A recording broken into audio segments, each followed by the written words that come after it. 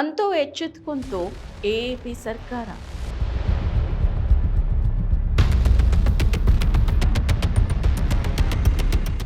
4 ವರ್ಷಗಳ ಬಳಿಕ ಮಹಿಳೆಯರಿಗೆ ಹಣವನ್ನು ವರ್ಗಾವಣೆ ಮಾಡೋ ಯೋಜನೆ ಬಂದಿದೆ.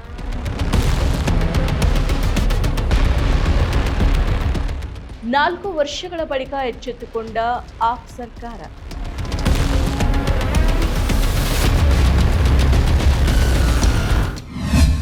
ನಮಸ್ಕಾರ, ಈ ದಿನ.comಗೆ ಸ್ವಾಗತ. ನಾನು ಸಪನ. ಮಹಿಳಾ ಸಬಲೀಕರಣ ಮತ್ತು ವಿದ್ಯಾರ್ಥಿನಿಯರ ಶಿಕ್ಷಣಕ್ಕೆ ಉತ್ತೇಜನವನ್ನ ನೀಡೋ ಉದ್ದೇಶದಿಂದ ದೇಶದ ವಿವಿಧ ರಾಜ್ಯ ಸರ್ಕಾರಗಳು ಹಲವು ಕಲ್ಯಾಣ ಯೋಜನೆಗಳನ್ನು ಘೋಷಣೆ ಮಾಡ್ತಾ ಇದ್ದಾವೆ. ಇಂತಹ ಯೋಜನೆಗಳು ಮಹಿಳೆಯರಿಗೆ ಆರ್ಥಿಕ ಭದ್ರತೆಯನ್ನು ಒದಗಿಸುವುದರ ಜೊತೆಗೆ ಸ್ವಾವಲಂಬಿ ಬದುಕನ್ನು ಕಟ್ಟಿಕೊಳ್ಳೋದಕ್ಕೆ ಸಹಕಾರಿಯಾಗುತ್ತೆ. ಸಮಾಜದಲ್ಲಿ ಮಹಿಳೆಯರು ಆರ್ಥಿಕವಾಗಿ ಸಬಲರಾಗಿದ್ರೆ ಮಾತ್ರ ಸಮಾನತೆ ಮತ್ತು ಸಮಗ್ರ ಅಭಿವೃದ್ಧಿ ಸಾಧ್ಯ ಆಗುತ್ತೆ. ಸರ್ಕಾರಗಳು ಮಹಿಳಾ ಕೇಂದ್ರಿತ ಯೋಜನೆಗಳಿಗೆ ಹೆಚ್ಚಿನ ಪ್ರಾಮುಖ್ಯತೆಯನ್ನ ನೀಡ್ತಾ ಇರೋದು ಗಮನಾರ್ಹ ಆಗಿದೆ. ಕರ್ನಾಟಕದಲ್ಲಿ ಜಾರಿಗೆ ತಂದಿರೋ ಗ್ಯಾರಂಟಿಗಳು ಮಹಿಳಾ ಸಬಲೀಕರಣದ ದಿಕ್ಕಿನಲ್ಲಿ ಮಹತ್ವದ ಹೆಜ್ಜೆಗಳಾಗಿ ಪರಿಗಣಿಸಲ್ಪಟ್ಟಿದ್ದಾವೆ. ಮಹಿಳೆಯರಿಗೆ ನೇರ ಹಣಕಾಸು ನೆರವು, ಉಚಿತ ಸೇವೆಗಳು ಮತ್ತು ಸಾಮಾಜಿಕ ಭದ್ರತೆಯನ್ನು ಒದಗಿಸುವಂತಹ ಕ್ರಮಗಳು ಅವರ ಜೀವನ ಮಟ್ಟವನ್ನ ಸುಧಾರಣೆ ಮಾಡೋದಕ್ಕೆ ನೆರವಾಗುತ್ತೆ.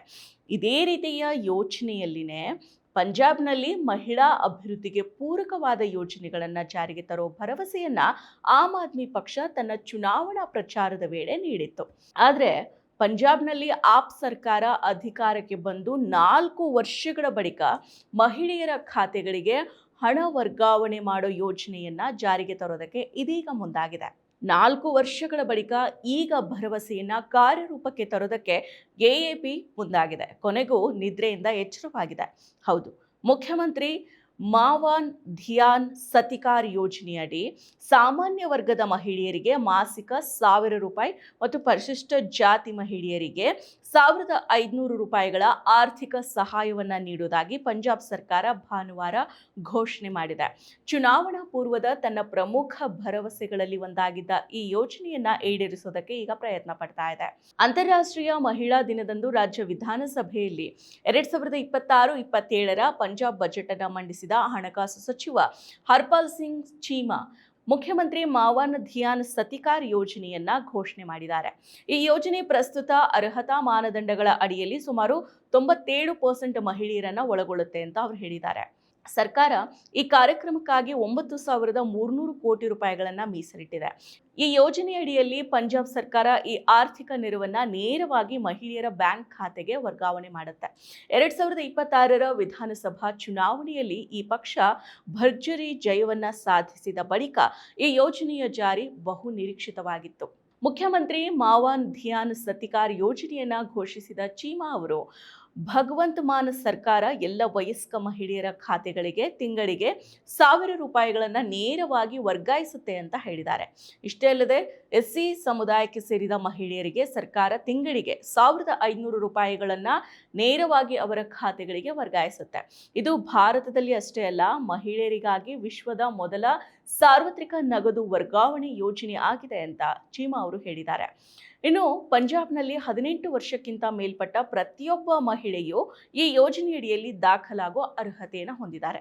ಕೆಲವರನ್ನ ಹೊರತುಪಡಿಸಿ, ಅಂದ್ರೆ ಅಸ್ತಿತ್ವದಲ್ಲಿರೋ ಅಥವಾ ಹಿಂದಿನ ಖಾಯಂ ಸರ್ಕಾರಿ ನೌಕರರು, ಈಗ ಕೆಲಸ ಮಾಡ್ತಾ ಇರೋ ಅಥವಾ ಹಿಂದಿನ ಸಂಸದರು, ಶಾಸಕರು ಮತ್ತು ಆದಾಯ ತೆರಿಗೆಯನ್ನು ಪಾವತಿ ಮಾಡೋರು, ಈಗ ಪ್ರೆಸೆಂಟ್ ಆಗಿ ಸಾಮಾಜಿಕ ಭದ್ರತಾ ಪಿಂಚಣಿ ಯೋಜನೆಗಳ ಅಡಿಯಲ್ಲಿ ದಾಖಲಾಗಿರೋ ಮಹಿಳೆಯರಿಗೆ ಈ ಯೋಜನೆ ಅನ್ವಯ ಆಗೋದಿಲ್ಲ. ಇನ್ನು ವೃದ್ಧಾಪ್ಯ ಪಿಂಚಣಿ ಅಥವಾ ವಿಧವಾ ಮಹಿಳಾ ಪಿಂಚಣಿ ಅಥವಾ ಅಂಗವೈಕಲ್ಯ ಪಿಂಚಣಿಯನ್ನು ತೆಗೆದುಕೊಳ್ಳುವ ಮಹಿಳೆಯರು ಈ ಯೋಜನೆಯ ಲಾಭವನ್ನು ಪಡೆಯೋದಕ್ಕೆ ಅರ್ಹರಾಗಿರ್ತಾರೆ. ಒಟ್ಟಾರೆಯಾಗಿ ಹೇಳುವುದಾದ್ರೆ ಪಂಜಾಬ್ನ ಎಲ್ಲ ವಯಸ್ಕ ಮಹಿಳೆಯರಲ್ಲಿ ಸುಮಾರು 97% ಅಷ್ಟು ಜನರು ಈ ಯೋಜನೆಯಡಿ ಅರ್ಹರಾಗಿರ್ತಾರೆ. ಇದು ಭಾರತದ ಯಾವುದೇ ರಾಜ್ಯಕ್ಕೆ ಹೋಲಿಕೆ ಮಾಡಿದ್ರೆ ಅತ್ಯಧಿಕ ಆಗಿದೆ.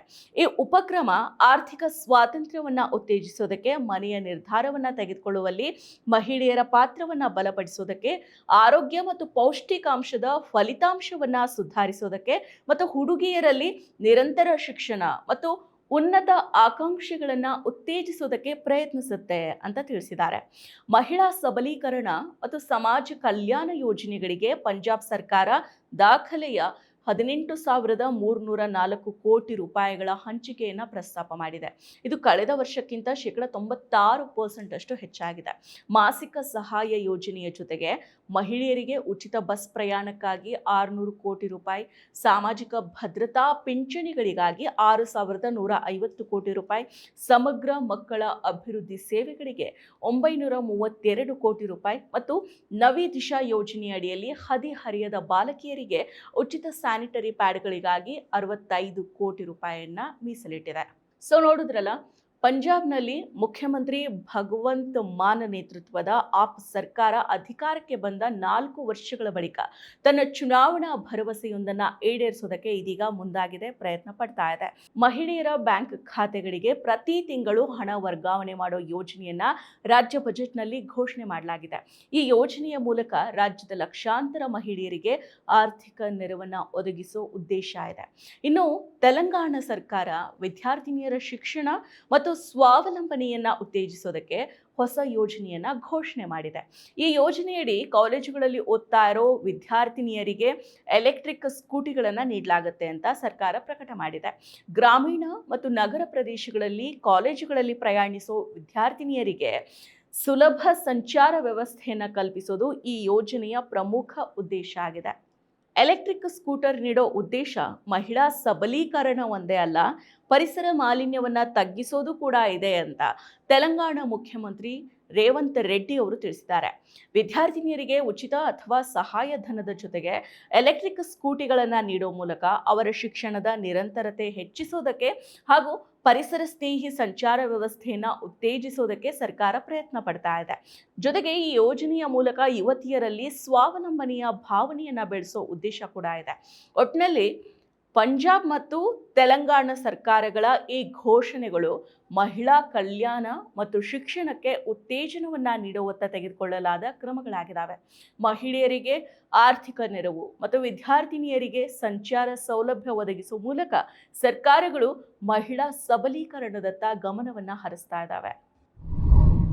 ಮತ್ತಷ್ಟು ವಿಶೇಷ ವಿಡಿಯೋಗಳನ್ನು ನೋಡಲು ಮತ್ತು ಹೊಸ ವಿಡಿಯೋಗಳ ಬಗ್ಗೆ ತಿಳಿಯಲು ಈ ದಿನ .com ಯೂಟ್ಯೂಬ್ ಚಾನೆಲ್ ಸಬ್ಸ್ಕ್ರೈಬ್ ಮಾಡಿ ಮತ್ತು ಬೆಲ್ ಐಕಾನ್ ಕ್ಲಿಕ್ ಮಾಡಿ.